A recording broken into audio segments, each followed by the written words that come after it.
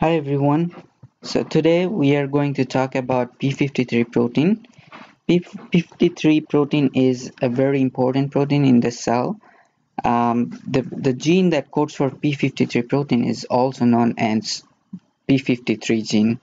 So the reason the p53 protein is very important because it has very important function regulating the cell cycle, and it's also very important in carcinogenesis and cancer. So when the p53 protein gene is expressed, the p53 protein is actually um, known as it's a transcription factor. So when p53 is expressed, you have the mRNA for p53, and then the mRNA gets translated into the p53 protein. Now the entire p53 protein complex has it's actually a tetramer.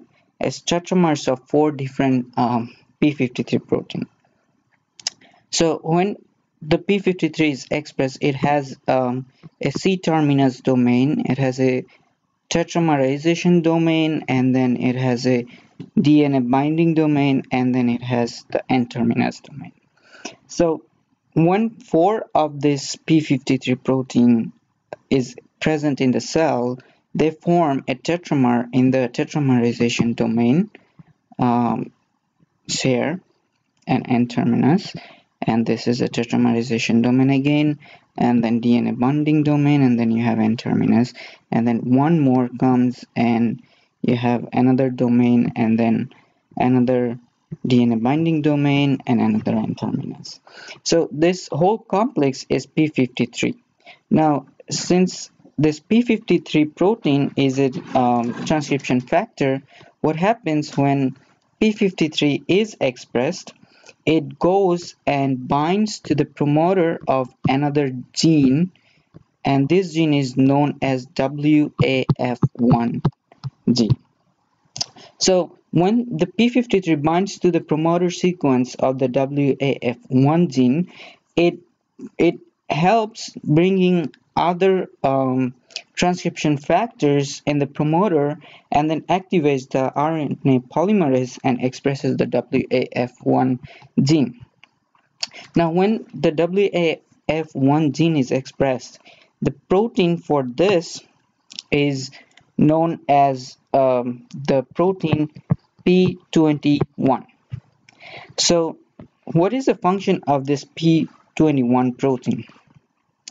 When your cell has to divide, it has to go through multiple cycles. Now if this is your G1 phase, the growth phase, and then if you want to divide the cell, it has to go through the S phase. The S phase is the synthesis phase of the cell division cycle. Now when p53 protein is present in the cell, so in order to move from G1 to S phase, the multiple CDK, the cyclin dependent kinases, have to bind with other cyclin compounds. So this is a complex that will phosphorylate other proteins and bind to the DNA and cause the DNA to be synthesized, and it can move forward to the synthesis phase. Now when p53 is expressed, because you have some sort of damage in your DNA and the p53 senses it, and now your p53 protein is expressed and it's stable in the cytosol, so what happens, it makes more of the p21 protein, and if the p21 protein has this shape, it goes and binds with the cyclin and CDK complex. So this is the cyclin and this is CDK complex. Now when p53 is bound to CDK and cyclin complex, the entire complex is no more functional, and then your cell never goes from G1 to S phase, and the cell cycle is arrested, and the cell undergoes apoptosis. It's a programmed cell death. Now, what happens when there is no DNA damage? Everything is fine in the cell. Now, the p53 protein has to undergo proteolysis. It has to be degraded in the cell, so it cannot stop the cell from division. So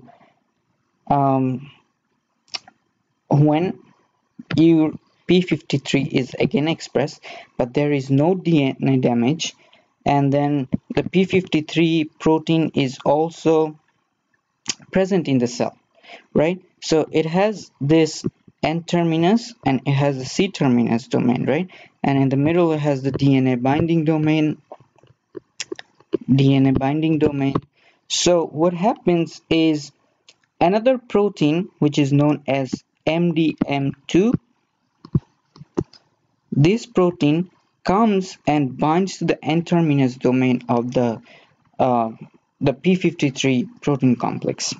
Now, when MDM binds to the N-terminus, so when MDM binds to N-terminus domain of this p53 protein complex, it stops p53 from activating other genes such as the WF1B4. Now, this one is no more functional. The p53 is no more functional. Now, when MDM binds, it also ubiquitinates the entire complex. So the UB binds to the p53 protein, and the entire complex is bound to a protease. So what the function of the protease is degrading the entire protein complex, and this is how the p53 is regulated. Thank you so much.